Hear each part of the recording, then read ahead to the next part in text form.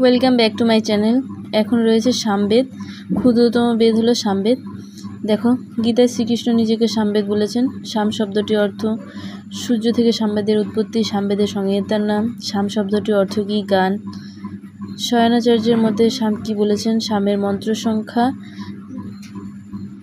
তারপর দেখো 75টি মন্ত্র বাদ দিয়ে বাকি মন্ত্রগুলি এখানে, ঠিক আছে। এই মন্ত্র সংখ্যাগুলি সবগুলোর করতে হবে। ঋক, সাম, যজু, অথর্ব বেদ, 4টি বেদেরই মন্ত্র সংখ্যা জানতে হবে।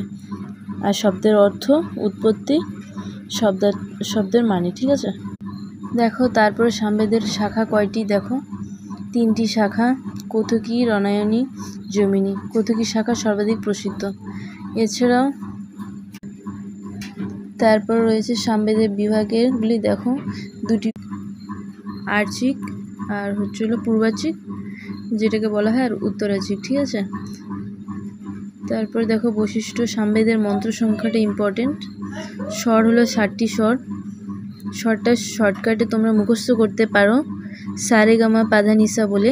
সতে সরজ, রিতে ঋষভ, গাতে গান্ধার, মাতে মধ্যম, পতে পঞ্চম, ধাতে দৈবত, আর হচ্ছিল নিতে নিষাদ, ঠিক আছে।